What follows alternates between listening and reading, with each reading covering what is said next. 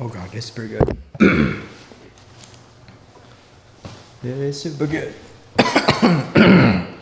Hello. Shut the fuck up. What's your name? This is fucking Rick. What is your name? It's fucking Eric, okay? Oh, Eric. Where are you from? This is Vietnam. Yeah.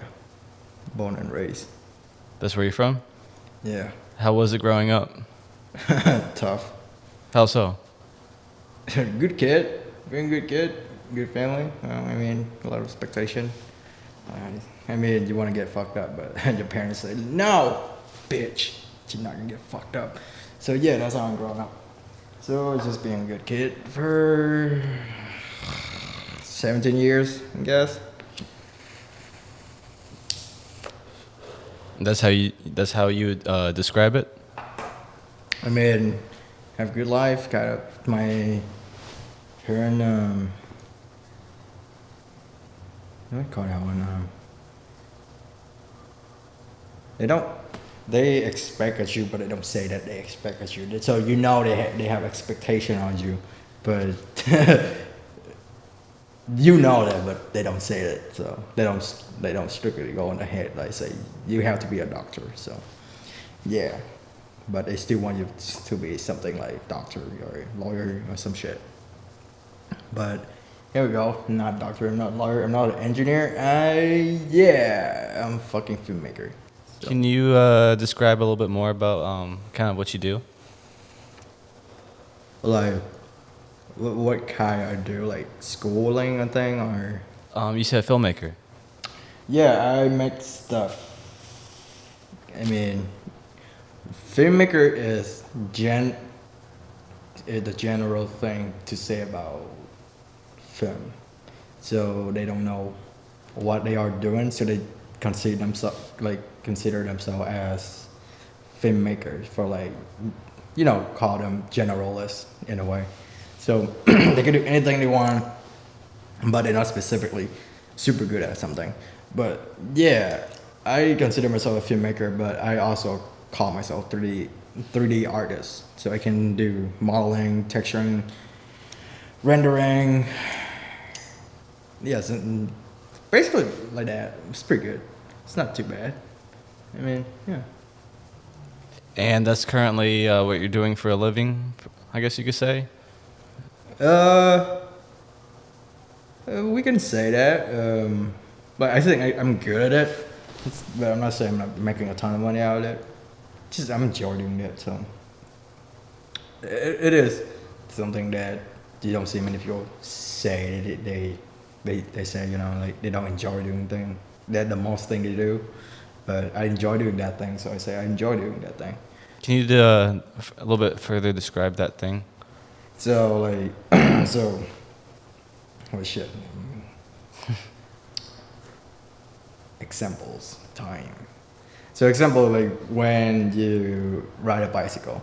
So somebody are being pushed to ride a bicycle, right? But I'm not being pushing to ride a bicycle. I enjoy to ride a bike. So is a different. So that means I can hop on a bicycle and can ride it for like fucking 10, 20 miles with non-stop thing.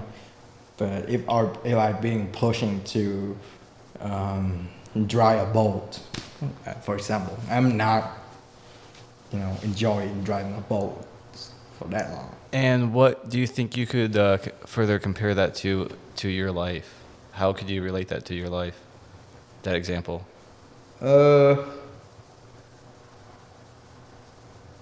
So you can smoke a cigar and then it burn really slow, and then it getting burned, but it's not actually burned to ash. It's just getting burned.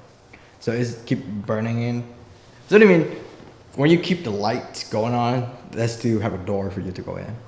So the lights do shine through a door, and I say, I don't get a job or any shit about it, but it's still burning in me. It's still going. It's good. It's still holy shit. Let's say, hell yeah. If tomorrow I quit the job, I still have another job lined up for me, just doing a job, you know. Yeah. Coming from Vietnam, what differences have you experienced between the two cultures? I mean, it's not about different culture. Yes, in a way, the culture is different. You can confirm it's hard to adapt it, but I adapted in fucking 6 months. So first 3 months, whenever I say something, I speak something, nobody shit understand about it. So it's kind of broken. Then after 3 months, don't speak Vietnamese, and then I don't give a shit or talking about it. And I just keep going on, and I learning. Well, the easiest way to learn is fucking curse, and then you know how to curse properly. That way, you know how to speak properly, in a way. But I'm not gonna say like I go around and fuck people up, you know. I just like, hey, I know what the fucking I'm doing, right? That's yeah. It kind of like elevate your work up a little bit, but it's not in a ghetto way, but like more dramatic. So you kind of emphasize it a little bit. What you mean? I mean, you can use a beautiful word, but it's different. Like in Vietnamese, I can say thing super fast, but like English, you have to translate it first, and then you make it become natural, and then after make it become natural, you just say it out loud and then without thinking. So that when you say something without thinking, that probably bring you inside of the unconsciousness aware, and then you understand that, and then you can say it, and then that probably a thing that you know nobody say no about it. It's fun to do. It's good. Is I guess like culture difference to me is not big. There's a lot of things I have to learn. I have to study about it. I have to you know, do it. But like I confident enough. Like whoever meet me, I don't give a fuck. They don't give a fuck. Yeah, so we chill. You know. Why do you think you're able to make that transition so quickly? Because I want to. Why do you want to? Because I just want to. There's at first I have no motivated for doing that. You know, like I would think you just keep pulling for fucking doctor in fucking years. So like, it's not doctor where you fucking, rescue people from death, but like fucking historians. I really want to have a doctor in history. So, I mean, it would be more chance for me to learn more, I guess. So I make myself doing that, and then until the point that I say I want to do it. So yeah, it's just not motivated at first, but then when you realize something, you say, okay, I want to go there. I want to say it. I want to understand more about it. I want to see both sides. So you learn about it. Why were you not motivated? And why are you motivated now? Cause I was a fucking kid back then. I have no money. When you have no money, right? You are not motivated. You're not motivated at first. Cause like it's really pointless when you don't understand it, and then when you don't understand, you kind of like run away from it. But then when you realize something, when you see opportunity, people give you opportunity. That way you want it. You have motivation to do things. That's something that's really tough to learn. And somebody like been here for like fucking 5 years and they don't still fucking see it. That is the thing I kind of like spicy about. I don't like that type of person, but it's still going. And then I don't give a fuck. I learned don't give a fuck about them. I don't try to teach them like you should do this, you should do that. But I kind of like giving up on that. I just work on myself. I know it's say like fucking say like what call that one? Selfish? Yeah, that's fucking selfish. But Hey, what? I don't give a fuck. Like, who cares?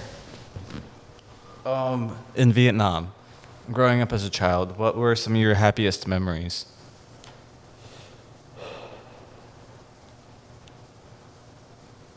Happiest, happiest time. God, it's a lot. It's the happiest. Like the happiest time was when my dad stopped telling me that I have to grow up. So that is the happiest time. When he actually put trust on me and then told me that I can totally do this. Like, get the fuck out of the country. Yeah. Like, I can do it without people telling me to do it. You know, like, like when you are happiest and then, you know, like when you're a fucking good kid, but then people don't put trust on you. Like, I know a lot of people out there, like, they're fucking reckless.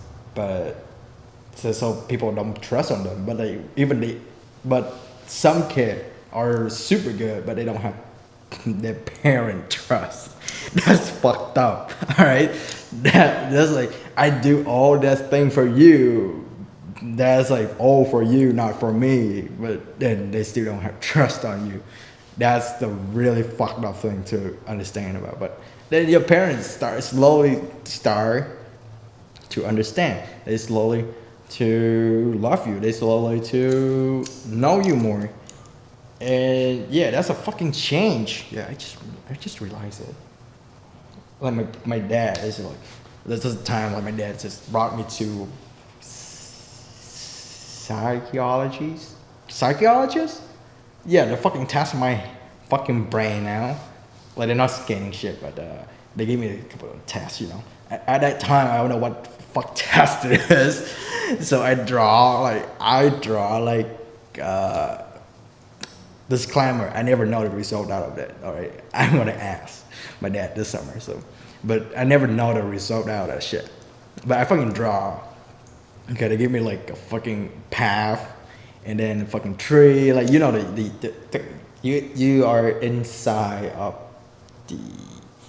I think I draw that, not that what I were given for. I think I draw that. It's like at the end of the tunnel thing, because the light at the end of the tunnel. But like they give me the paper thing, and then I draw it, and then instead I color it. I make a ton of doodles in this shit. But my doodles back then was just fucking line and shit, and I just drawing that shit. And I didn't even. I don't think I colored that shit. I don't remember, but yeah, that was the time my dad like slowly. I think that was the time my dad slowly learned about me. I guess so. So And that was some of your happiest. What about some of your most painful memories from growing up? what's painful?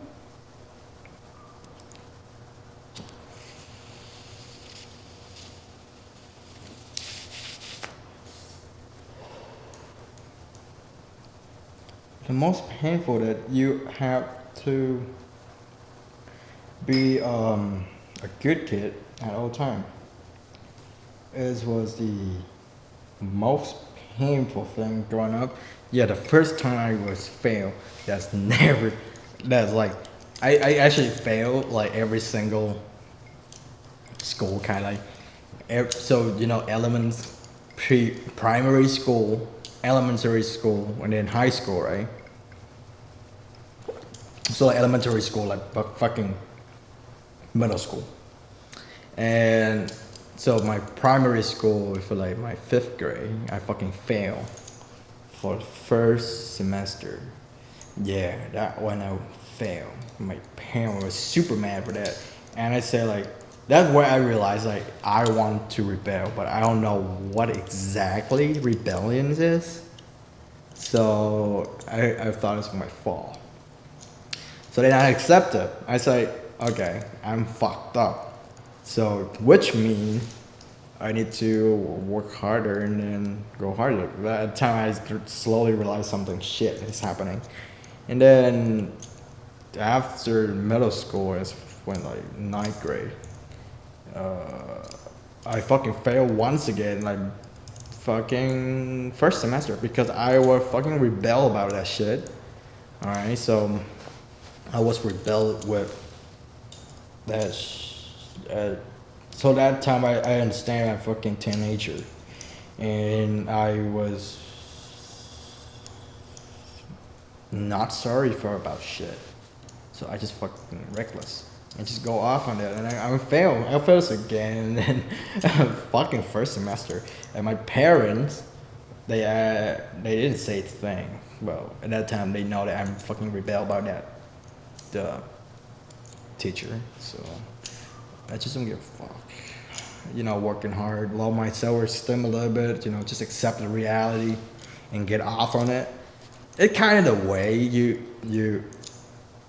wanted to go farther, so you have to understand to lower your self-esteem a little bit to talk through it, and kind of like, you know, 50-50 in a way. So you happy, I'm happy, so both way happy, but you're not totally 100% happy, but you have to.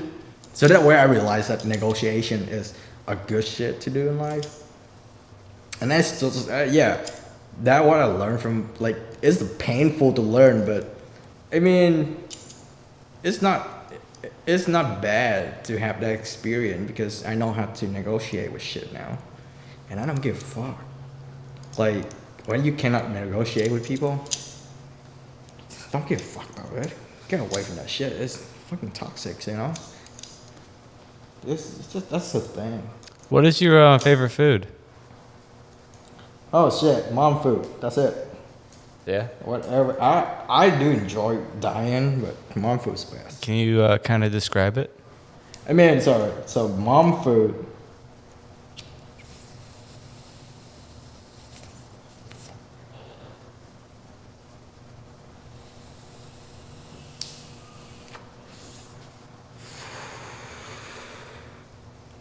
Mom food is something you eat it, and you get used to it, and when you stop eating it, you fucking hate yourself. So like mom food is just like the food that you just growing up with. They create your taste. It creates your your fucking tongue is give you a flavor mouth. And then when you go to restaurants, dine in, even like expensive shit or like non-expensive shit, just they don't not even same level at mom food, you know. Like you don't have to put a lot of work in it. You don't have to pay for it. But it will make from love. So that food is good. Like I cannot say a bad thing about it. My mom cooked my mom cooked best. Like literally, I not even consider myself like as good cooker that like her. Like I taste all her food, every single food. It was so fucking awesome. Like literally, you just don't. You cannot say a word about it. You just have to feel it. That's where you're like, flavor cannot be described. If the food can be described, they cheap.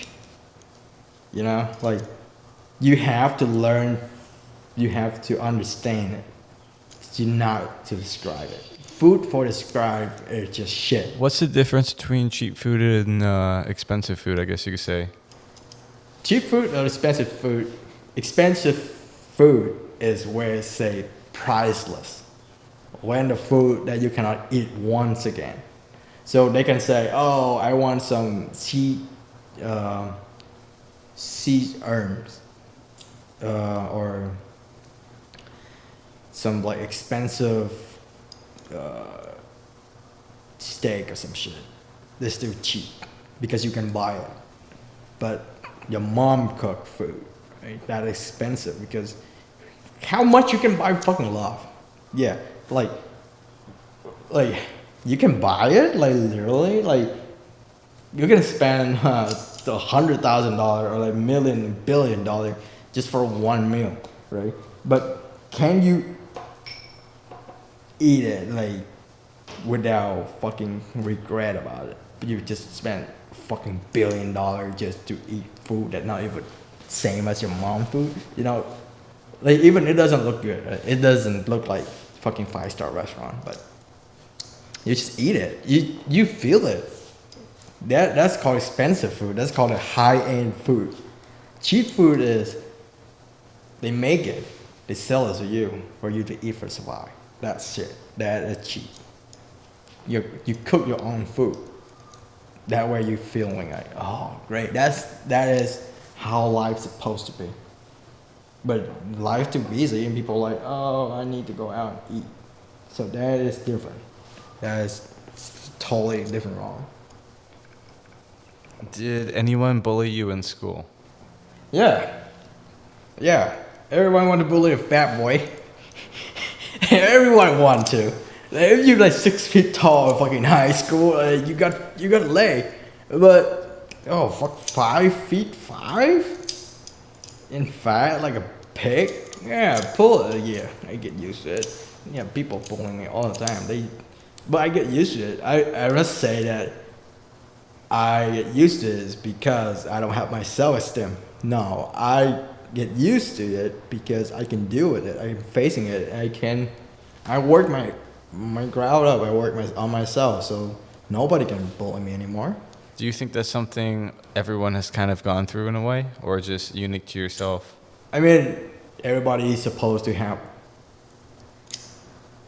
They're supposed to be bullied once in their life. No big or small. They supposed to be have been bullied once in life. Why do you think that is? Because that taught you what you are lacking in life. Because they're bullying you because you are flawed. You have flaws in yourself. You're not flawless. You're not perfect. You fucking born out and you fucking bare skin, right? So you have fucking flaws. So people pick on people just to make themselves happy, you know. So they instead you have negative about yourself. Work it on yourself. And then you're not gonna get bullied anymore. If you are good at something, you're not lacking on something. Like yourself's not balanced anyway, so you're probably good at this, but you are lacking at the other one. So they're gonna pick on the thing that you never have. But when you get over it and then you are really good at something, they don't pick on you anymore because the thing you make, the thing you are, is bigger than that shadows. So you make a bigger shadow for them to look at. Not even that tiny thing. Did you ever bully anybody? Yeah, I do. Everybody bullying people. How does that make you feel? Yeah, it's making you feel great for 5 seconds. Then after 5 seconds, you feel shit. I make a mistake. And it's where you learn to love people. Did you have a favorite teacher? Oh shit. All right. Back then, yes. Now, yes. Back then, so it's going time to time, you know. Like middle school, I have this gray historian teachers. I like him a lot. And then he's the one who get me over to make my thesis and stuff. And then high school have also the historian teachers, super great. She's so kind. And kind of she put me on the ground for doing stuff. Her name is like Mary Bailey, I think Mary Bailey. And then go to college. Matt Zacharias, yes, Daddy Matt. And then now is Scott. Hell yeah. Scott is fun. Scott is kind of like a guy you don't think that he has a lot of things, but you have to have respect for him at all time. Like nonetheless, you fucking do things. You just look at him and say like, I want to be like that too. Like, you know, like you're not gonna be like super bright sun in the middle of a crowd. You are the moon that when it's a good time, you're gonna be shy. You're not gonna shy all the time. So you're not burning out because the sun is burning out, and at one time it will explode. But the moon is not degraded yet. It got shined by the sun. So it's a good time you are being shined by a superstar, you know? Are you a decisive or indecisive person? Uh that's a good question. Yeah, I'm a decisive person Why? Well, like, how do you think that? because I know what I want to do and I want to take control of it, but I love to play dumb. So I would say no, I don't know. So that's a good way for me to learn more shit. And then I decide to learn it and I decide to act like it so I can get more shit for myself. In a way that's called really fucking like it's fucking shellfish. But it's good for you. Like who like alright. So knowledge. Alright, fucking knowledge, right? Is this a thing like a lady? That's like five ladies in a lounge. Like aren't she never get on the dance stage. She sit on a bar with her whiskey on. That's fucking gorgeous.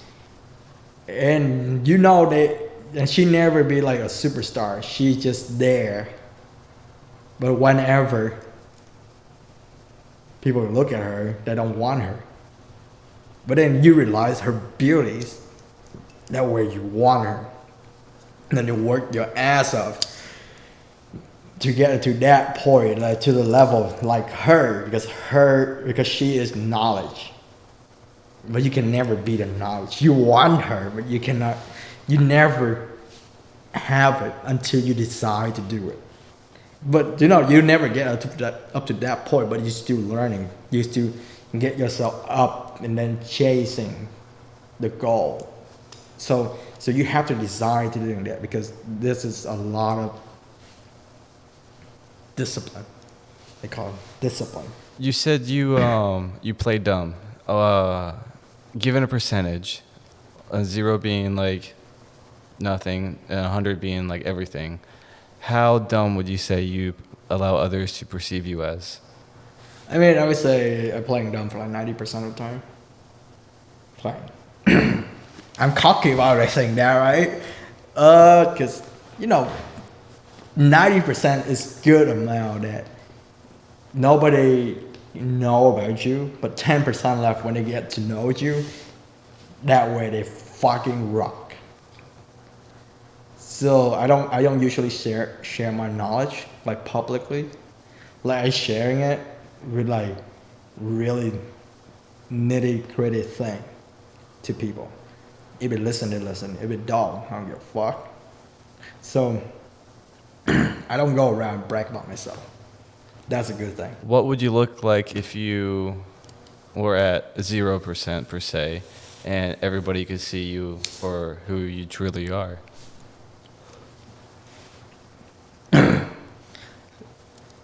So if I am 0%, it's gonna be funny as fuck. Because you're gonna see a dumbass just running around bragging himself for nothing.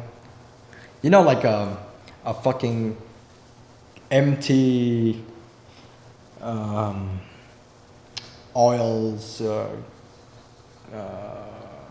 What do you call that one? The thing with the oils. A drum? A drum, yeah, empty drum.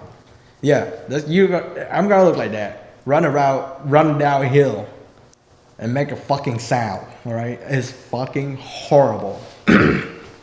Yeah, the when I'm fucking at 0%, I'm playing them, because I'm gonna brag about myself like a bitch. But I don't have nothing. I have nothing. So, yeah, What imaginations would you say you have? imagination.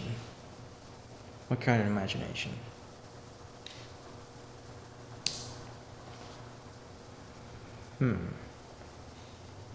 Imagination for myself or imagination for what? Like, Did you ever like have any like I don't know, like daydreaming or whatnot? Do you ever have like daydreams? so daydream, like, I take control of daydream. I'm not daydreaming that I can do this, but I'm daydream that I doing it.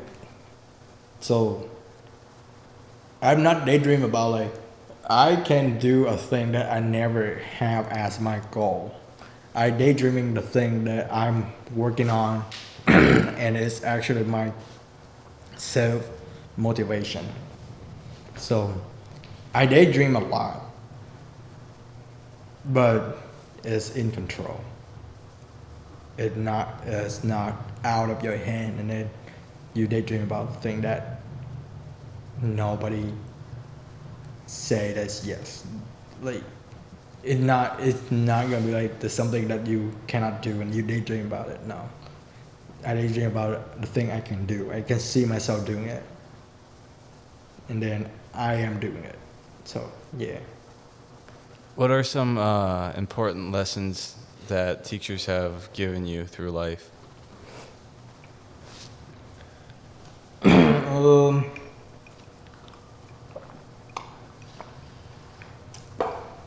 a very good lesson I learned. That don't be cocky. You can be arrogant, but don't be cocky.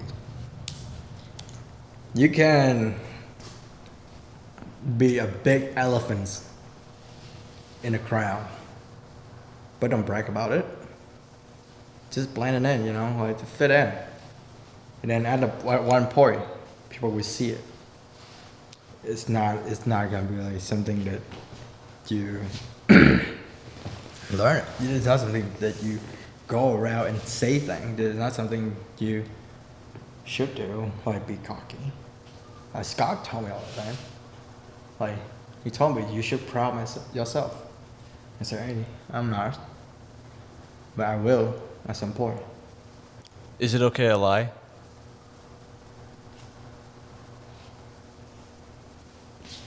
Yes, it's okay to lie. Why would you say that? It's fun because if you lie to somebody, because you want to keep your thing and their thing together, not because you do this shit, it's gonna impact both you guys think, but you just want it for yourself at some point because you're greedy.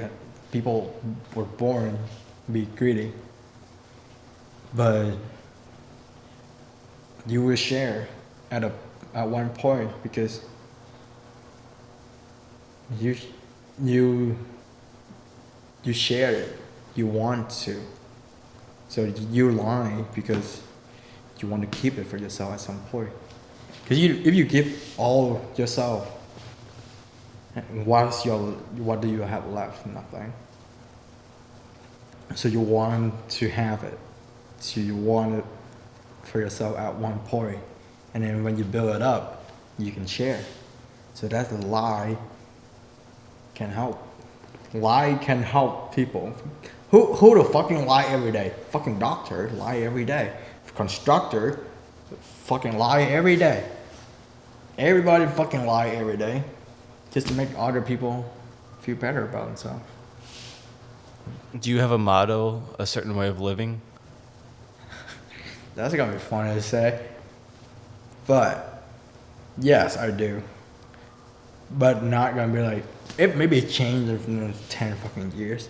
But I want to live in like a fucking house, not big, not small. was decent amount, but had a good backyard. And then decoration gonna be like, what do we call that one? Authentic. True to yourself. Yes, it should look like present myself. And yeah, it's gonna be a ton of bottle of whiskey around. But inside of that bottle is gonna be whiskey or gonna be flour in that shit. It's gonna you can grow flour, you put water in the bottle. It's still the bottles. It's for decoration. But who the hell would bring a bottle of whiskey just for the flower thing, you know? So you bring two beautiful things together, make it more beautiful. So I'm gonna be that person. What is your most valued possession, and what does it mean to you? Pos- Position? Possession, like something you own.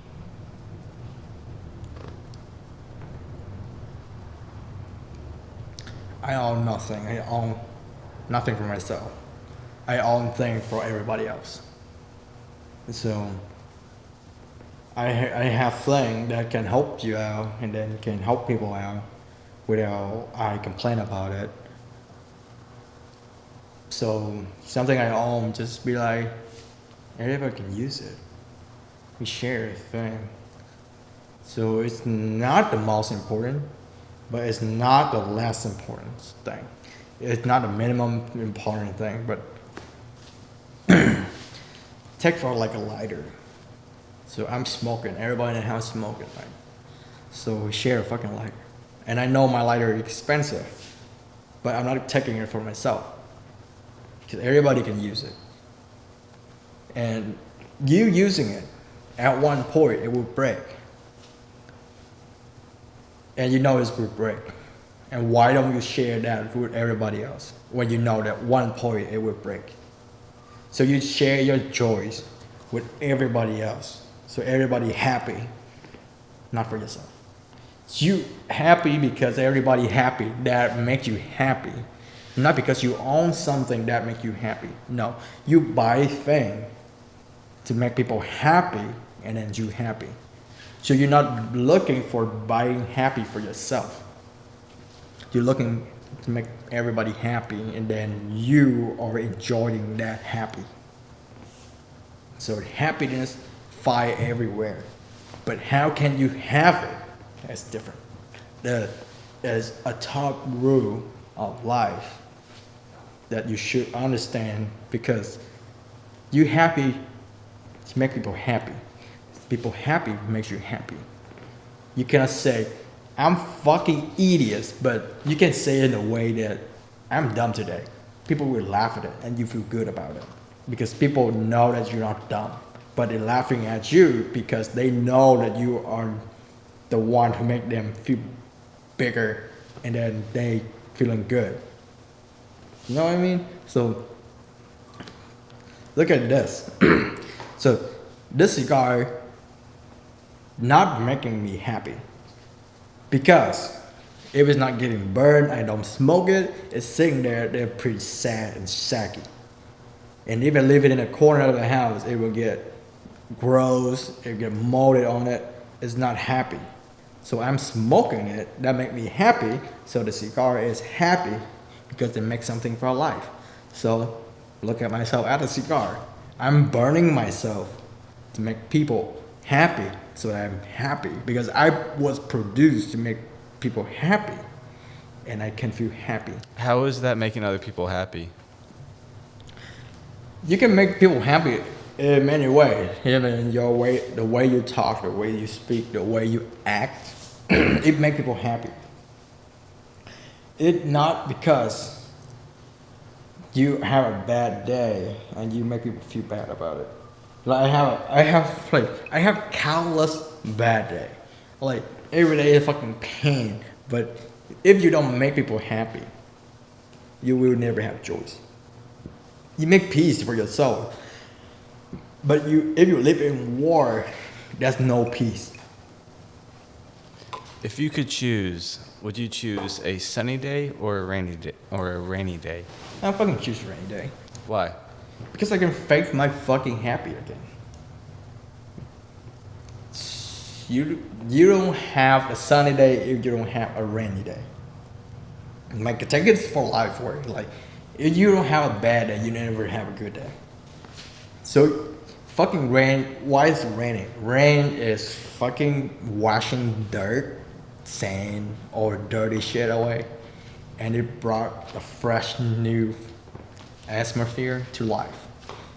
So rain is kind of like metaphor for washing the shit away. So you can fucking cry in rain and nobody know about that shit. You can pee in rain and nobody know that shit. And then the next day is fucking sunny day. And you can laugh about it.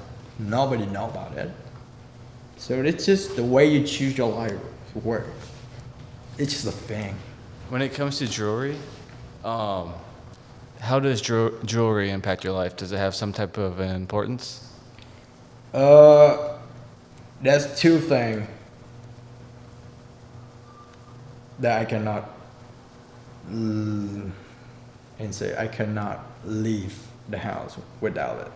It's my fucking ring and my fucking clock, my fucking watch. So my ring is telling me that you own this thing because you're working on it. And then if somebody messing up with you, you use that ring to fuck them up to protect yourself. And then the watch is where you tell that you are in control of time. You're not gonna lose every single second for non-shit. So every single second of your life is worth it. So you have to do the thing that you feel worthless for it. What is the hardest loss you've had to take?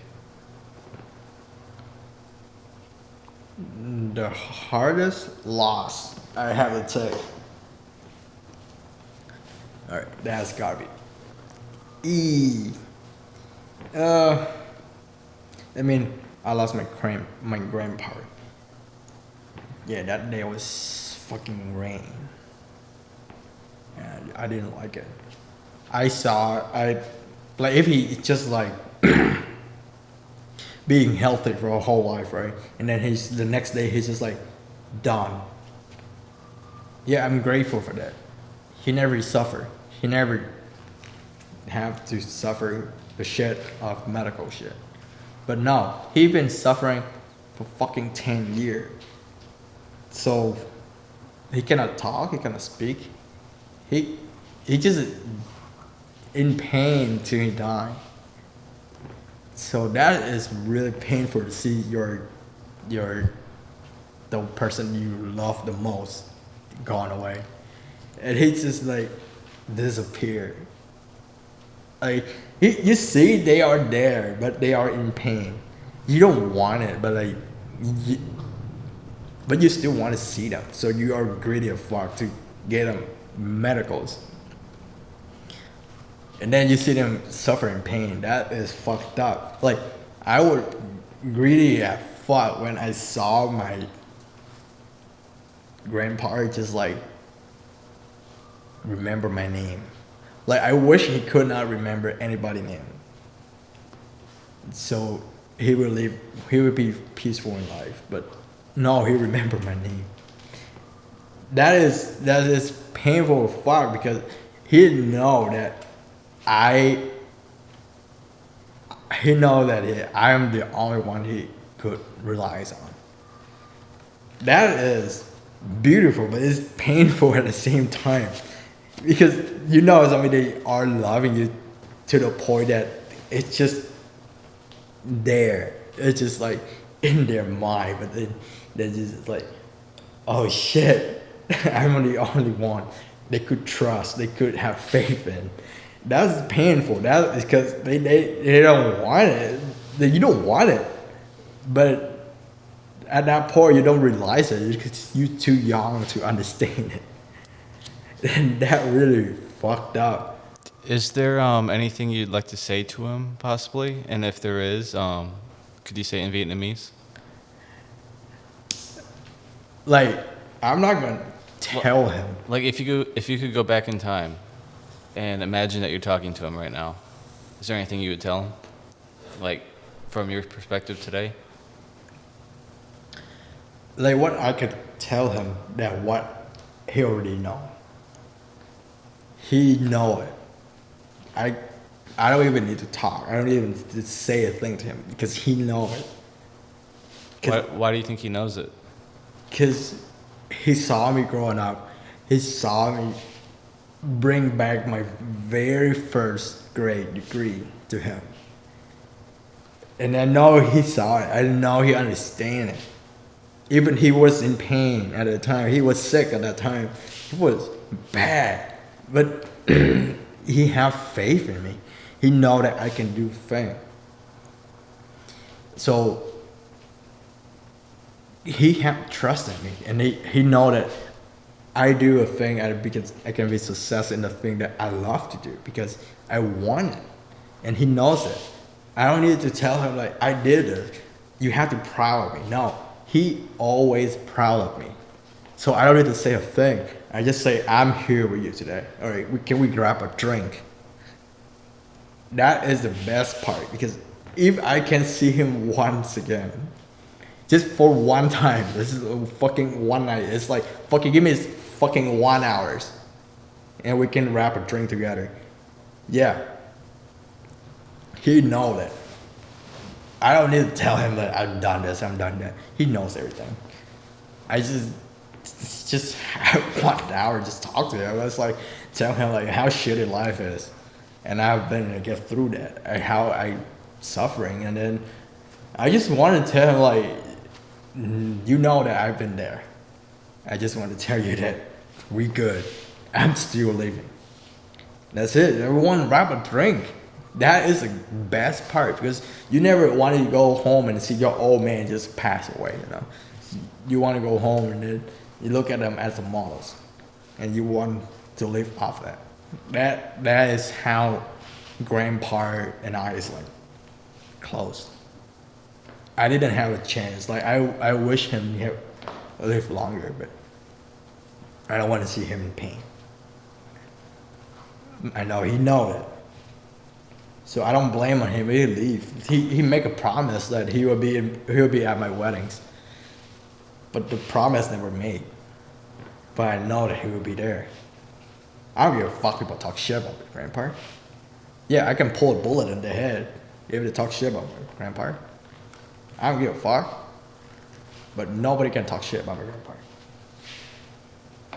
They really fucked up if they talk shit about my grandpa. They know nothing about him. And if they talk shit about him, oh fuck. Oh boy. A bullet? That's gonna be big. So I guess one could presume that family plays a very important role in your life. Yeah, even if they talk shit about my parents a lot. But I can live without him. Cause this is a fucking generation gap, right?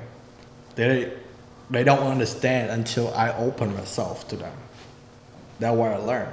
If you don't open yourself to somebody, they won't understand it. So I learned it, and then I open myself to them. I say, I grow up enough to go straight up to them like, I want to do this. And that's how I'm gonna do it, how I play. So they know that. So they will have trust on you. Yeah. Is there any extra things you would like to say about anything? Any extra comments? There's a lot of things like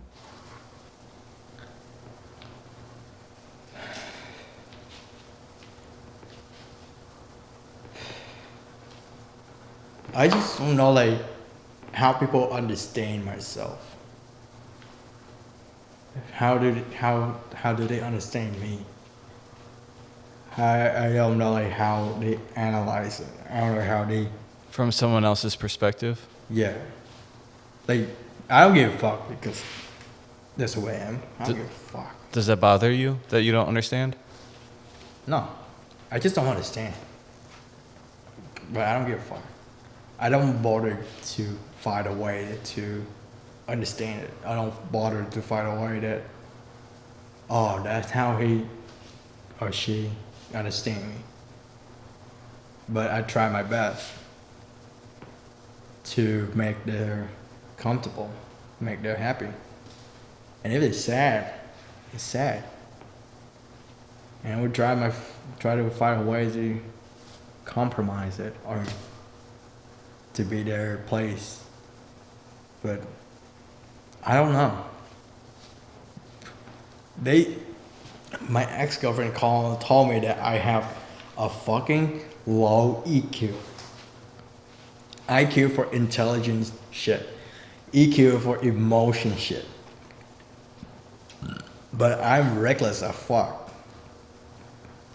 And I've been through a ton of shit that my emotion not gonna wreck that easy. So you're able to control your emotions easier than I guess you could say most? Yeah, like I can control my emotion at any point. I cannot be. Nobody can wreck me that to the point that I just fucking fall down on the ground. It's just like crying like a bitch. Yeah, that one time my dad got sick. Got like, no, I don't want it. That is a like a fucking news that can wreck me that hard. But nobody else can wreck me that hard. It's just like to make me cry. No. What has helped you build to this point of being so emotionless, I guess you could say? Like you get emotionless when you've been through a lot and it's haunted you to make you stronger. It's not haunted you to make you weaker. So if you somebody of your family die, you have to stand for it. And when you like when you were young, like beyond 5 years old, right? Somebody in real life die. You have no emotion in that. But then when you understand things, when you have consciousness and aware of their presence, and you build their relationship with you, that the time that you remember, that is a memory. Then you are live in that memory. Then when they die, you know that they're not. You cannot build any more memory with them. That when you know that your emotion going less and less and less. So like my grandpa died, my uncle passed away, and then my aunt passed away. So my uncle's, he was the one who taught me chess. I played chess with him. He taught me chess. Hanging out. We know him. He was an alcoholic. He was really bad at fucking drinking. He could knock down fucking 3 gallons of moonshine for a night. He feared nothing, dude. His life was awful. His son fucked up. His wife fucked up. And then he had nothing left. He had no money. And what left? He had just fucking drink to forget about shit in life. And then he died. And then you know that to the point that he died not because he was alcoholic, but because the environment he living in is just need to be forgettable. It's not living with him. He just want to be in his own time. And then when you understand it, it will become more less emotion. You don't have any more emotion in life when you see something bad has happened because you know that people in your life have worse than that. Do you almost feel like the current events in life, from pretty much when you've been alive this whole time, It seems like we've had nothing but disaster after disaster after disaster in life. Do you feel like that plays some type of role in that environment to leading to your emotionlessness? No emotion. I I accept the disaster as as a natural. It's not something I will build up as. So I don't get wrecked when I get into disaster. Like when the first COVID hit, my parents will freak out, and then everybody's freaking out, and they fucking wrecked out, and like it just become nonsense. Do you feel like that's desensitized you a little bit? No, it make me think a lot, and then I get I get stronger in a way that is think in a positive way.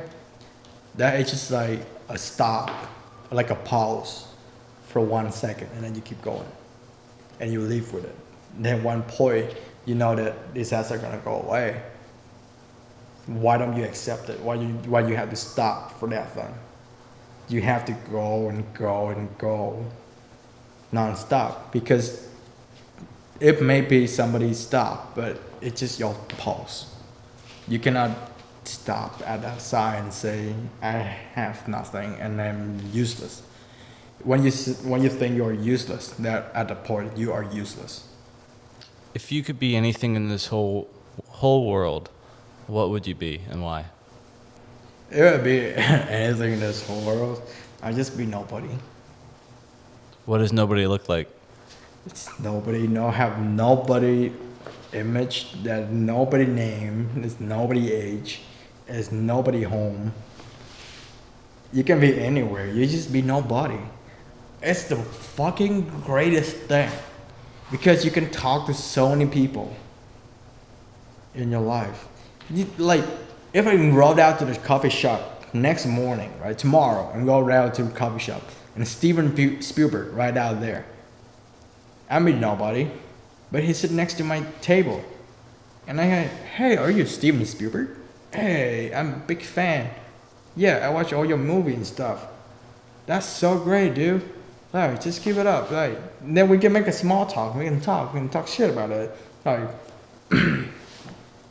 you don't need to be somebody big. You just you. And then nobody know about it. And nobody care. So nobody gonna step in your way. And you can do the thing. So this would be nobody. And if somebody was to ask Eric the same question when you were a child growing up, what would you say as a child? If I was a child,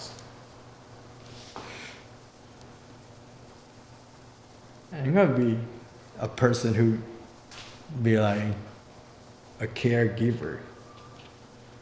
I just want to be like, I'm seeking for fun by helping people. I'm not seeking for fun for myself. Hey, you need help? I'm like, okay, I'm doing it. Like, I'm willing to do thing without being asked. I don't know. It's just a thing that I just like love to do, and then like, yeah, if I don't have time to do that, I'm like, okay, I don't give a fuck. I'm gonna bounce out. But like, if I have time and I have things to do, and I see that's fun, I can do it. That more creative and more way to make fun of your life, and you can learn more about it. Would you consider yourself to be more of a leader or a boss? I consider myself a leader, but also a little bit of a boss. And why would you consider yourself a boss or a leader? Or how do you see yourself in both of those? So a leader, because a leader, I give them a leading. I give them instruction. I leave them care. But when I'm a boss, I need them to be at a certain expected. So as a project, right, I give you free time to do it. I give you money to do it. I give you all the supplements you need. but you need to be at that certain point at a certain amount of time. That got boss. Because my expectation is high.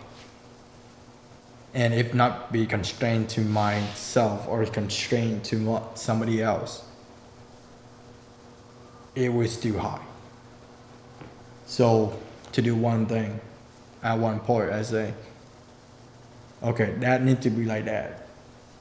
So you have to do it, or I have to do it. If not, it's not gonna look good. So at any point in life, so I want to do this, I want to do that, right? I have to have expectation for people to have expectation like me. That's where the leader who care about the boss who work. So you care about the person working with you, but you are working with them to give them that they are work. You give them the idea that they're working big. You're not giving the instruction to working small. So you have to think big and work and do it big, not be you think it big and working as small. So you leave them instruction, but you tell them that I have expectation for you. That way you're fighting your team. Why are you able to have that type of thought process?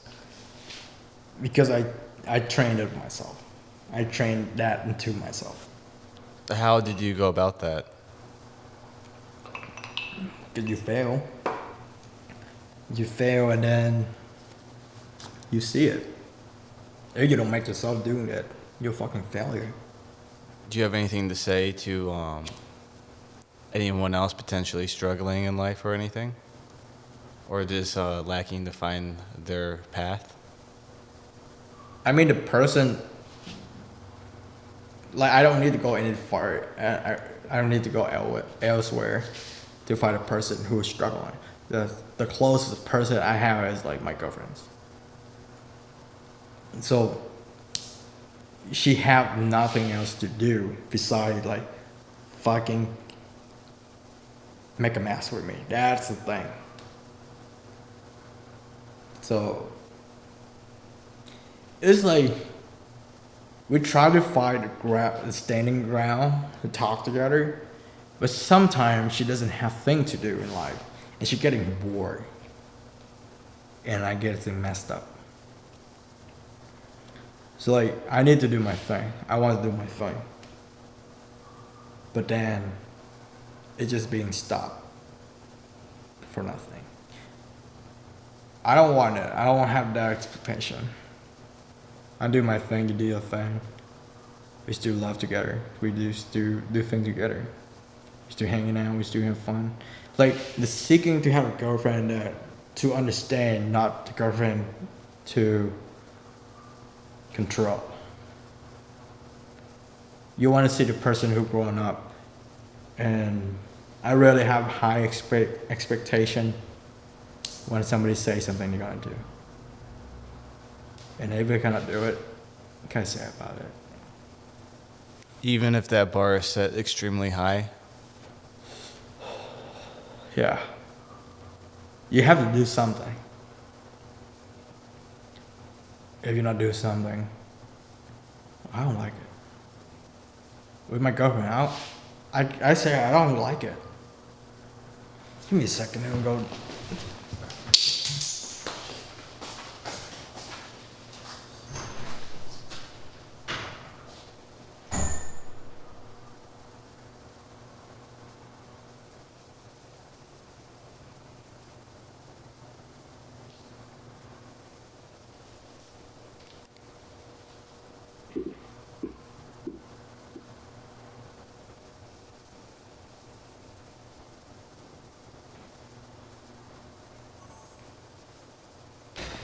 All right, audio rolling, and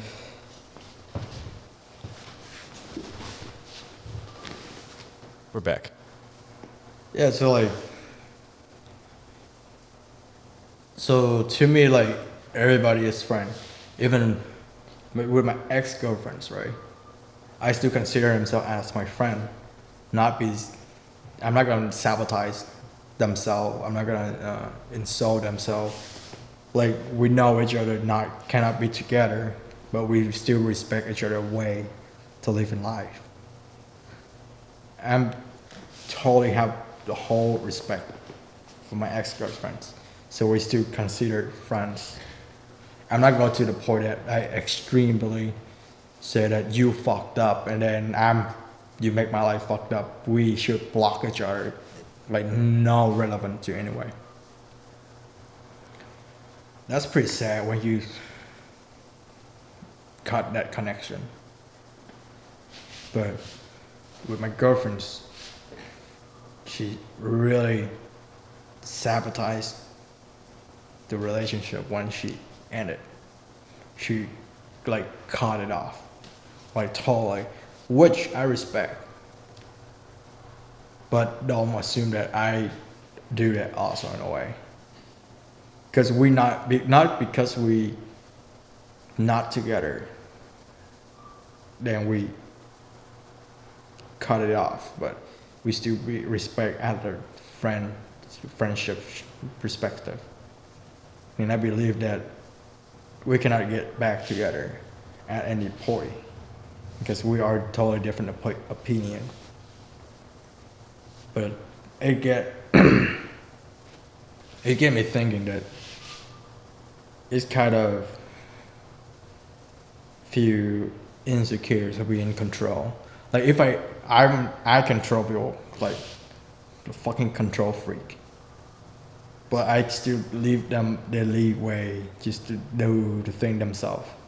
So they don't touch on myself. So we both be like individuals, but we're still together. So that is a thing. Because you respect people not because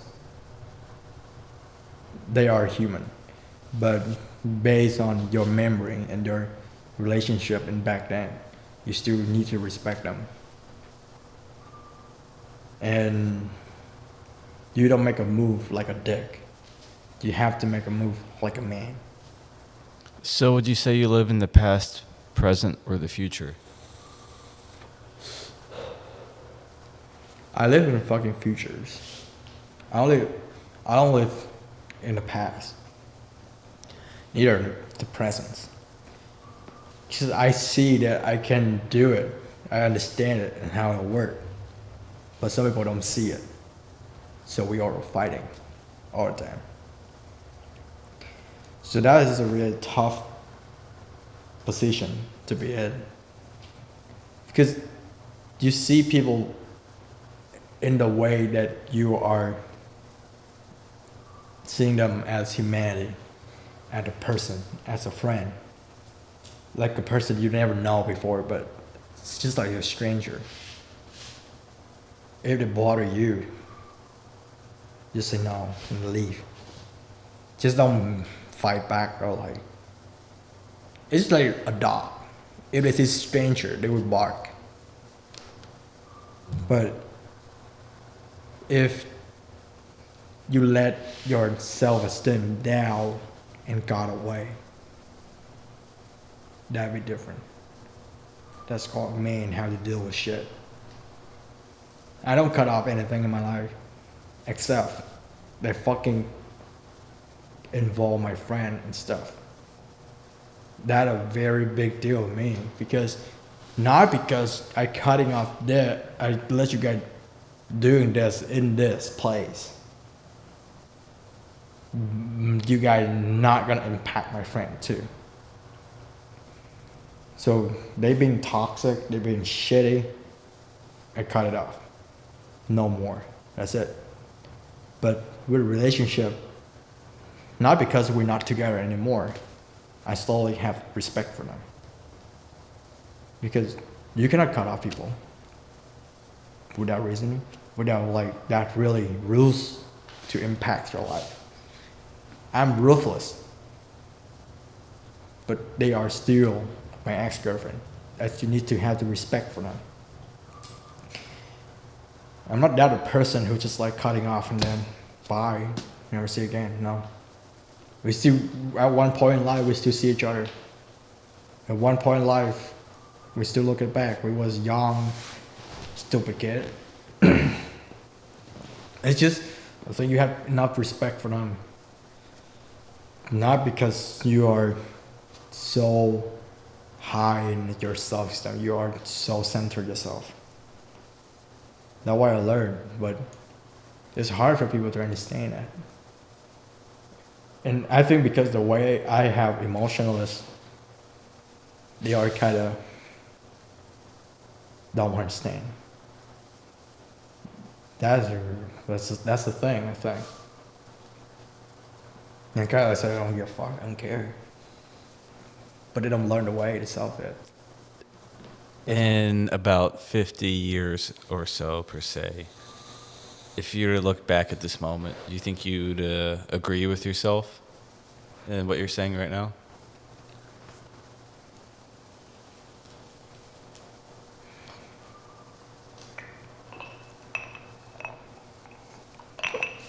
Next 50 years,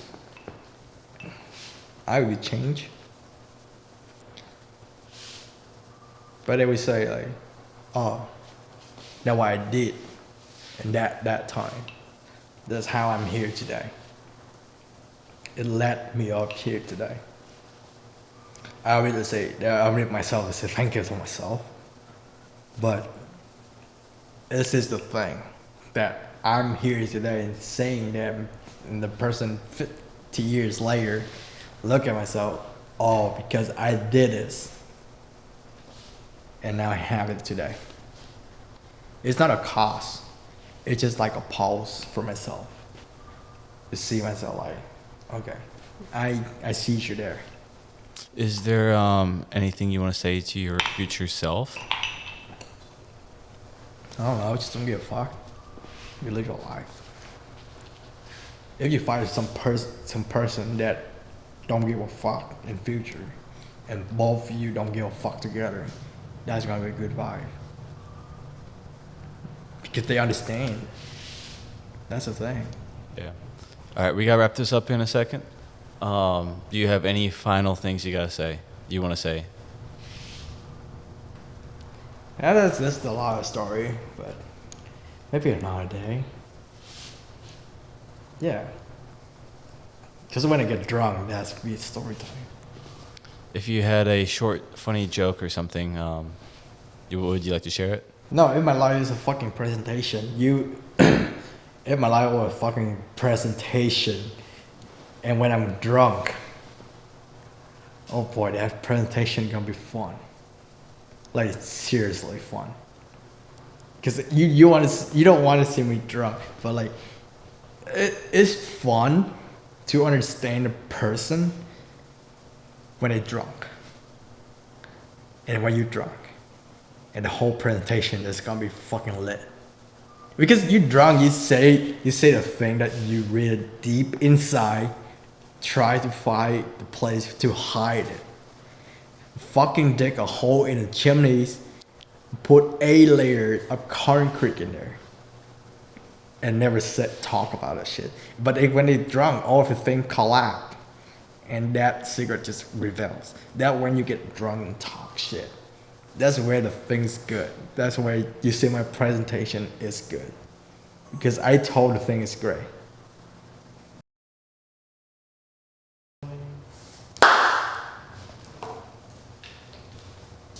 Oh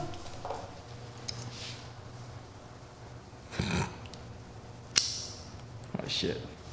It's a pretty bad cut. Oh no! Found it.